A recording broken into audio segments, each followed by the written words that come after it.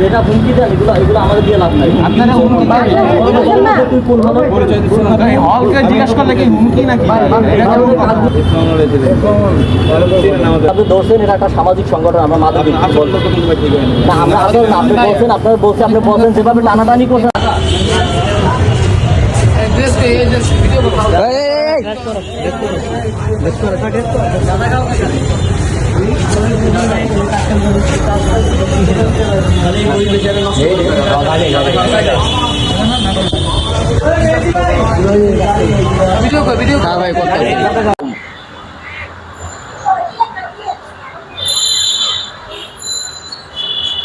এডিএনএ কি হইতেছে? এটা দেই দেই এডি কি? এডি কি? আর আপনি একজন মুরব্বী, দাড়ি আছে, টুপি আছে, সব আছে, আপনি গাঁজা খান কেন? এগুলো কি ঠিক? এগুলো কি ঠিক না? আপনি মুরব্বী, আপনি বিয়ে করছেন, আপনার ছেলে সন্তান আছে, আপনার পরিবার আছে, আপনি যদি এইগুলা খান, এই যে সরোয়ার উদ্যান এখানে কত শিশুরা ঢোকে, মহিলারা ঢোকে, এখানে একটু ঘুরতে আসে, তারপর গন্ধে বাতাসে কি পরিবেশটা থাকে? তাহলে আপনি এগুলো কেন বানাচ্ছেন? আপনি আরেকজনটা দেখা বানাবেন কেন? এই তরুণ যুব সমাজকে বাঁচাতে হবে, আমাদের মাদক মুক্ত একটি সমাজ গড়ে তুলতে হবে, আমাদের এই দেশের জন্য ভালোবাসতে হবে, দেশের মানুষের জন্য ভালোবাসতে হবে। সেই ক্ষেত্রে যারা আমরা ভালো আছি, যারা মাদক সেবন করি না, তাদের সকলের উচিত এই মাদক ব্যবসায়ী এবং সেবনকারীদের কঠোর হাতে দমন করতে হলে ভালো পদক্ষেপ গ্রহণ করতে হবে। একটা কথা আছে সমাজে যে মাইনের উপরে কোনো ওষুধ নাই। সে আপনার এলাকায় আপনি যদি ভালো করে টিম গঠন করেন, মাদক ব্যবসায়ী এবং সেবীদের যদি এলাকা তারা করেন, তাহলে দেখবেন একটি সুস্থ সুন্দর একটি সমাজ গঠন করা সম্ভব। আজকে স্কুলে, তারপর কলেজে, বিশ্ববিদ্যালয়ে যে কমলমতি শিক্ষার্থীরা, সেই শিক্ষার্থীরা কিন্তু আজকে মাদকের ভিতরে ঢুকছে এবং এমনকি শিক্ষকরাও কিন্তু শিক্ষার্থীদের সাথে মাদক সেবন করছে, যেটা কিন্তু আমাদের সমাজের জন্য, আমাদের দেশের জন্য একটি চরম নৈতিক অবক্ষয়।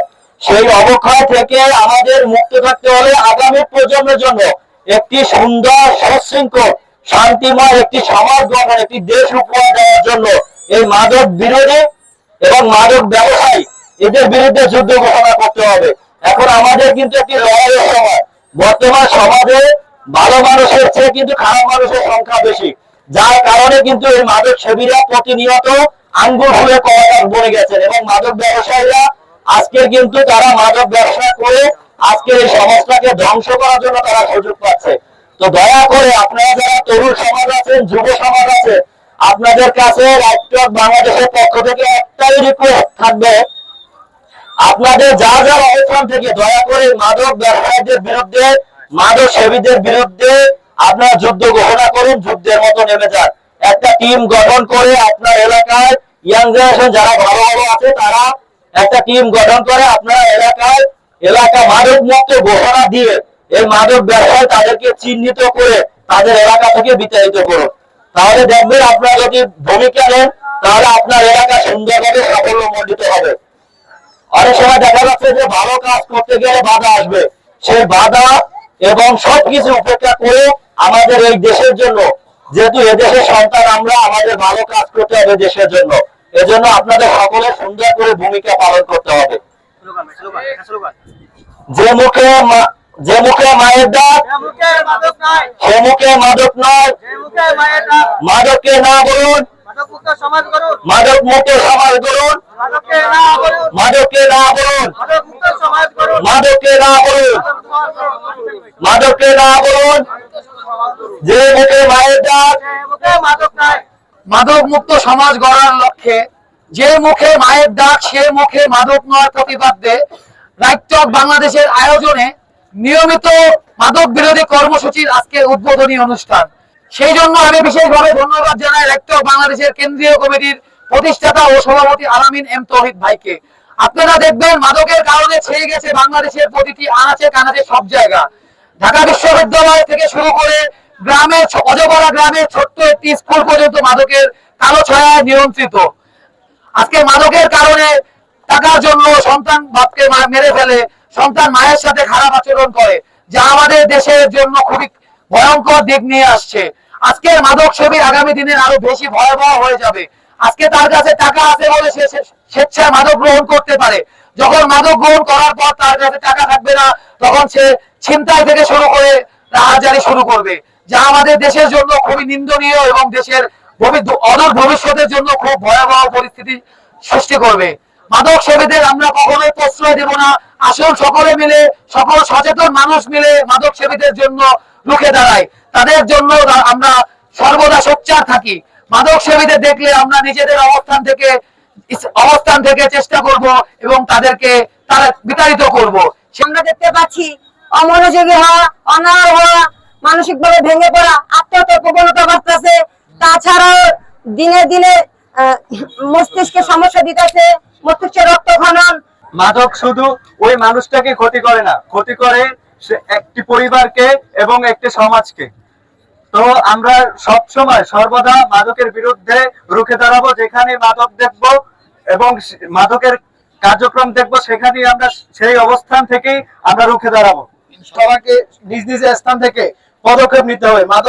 যেখানে মাদক দেখবো সেখানে নিজেকে সোচ্চার হতে হবে। মাদক একটি পরিবারের জন্য যেমন ক্ষতিকর, তেমনি সমাজের জন্য ক্ষতিকর। মাদককে আমরা শক্ত হাতে এখন থেকে যদি নির্মূল না করি, পরবর্তী প্রজন্মের জন্য এটি হুমকি স্বরূপ হয়ে দাঁড়াবে। তাই আমাদের উচিত নিজ নিজ স্থান থেকে মাদকের বিরুদ্ধে পদক্ষেপ নেওয়া এবং মাদক যেখানে দেখবো সেখানে স্বেচ্ছা হয়ে ওঠা। বিসমিল্লাহির রহমানির রহিম। রাইট ফ্রম বাংলাদেশ এর আয়োজনে আজকের এই মাদক বিরোধী যে সমাবেশ, উপস্থিত সবাইকে আমার আন্তরিক সালাম ও শুভেচ্ছা জানিয়ে বক্তব্য শুরু করছে। আসলে মাদক এমন একটি সমস্যা হয়ে দাঁড়িয়েছে, এ সম্পর্কে আমরা যদি এখন থেকে সচেতন না হই, আমাদের সমস্ত অগ্রগতি উন্নতি একসময় কিছুই থাকবে না। একটি দেশকে গড়ার যেটা মূল কারিগর, তারা হচ্ছে তরুণ সমাজ। সেই তরুণ সমাজ আজকে মাদক সর্বগ্রাসে, মাদকের আক্রমণে বিধ্বস্ত।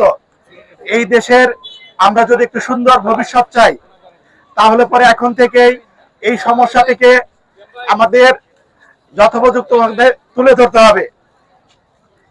মনে রাখতে হবে, মাদকের যে করাল থাবা, এই বিষয়ে কিন্তু অনেকেই অজ্ঞ রয়েছে, জানার অভাব রয়েছে।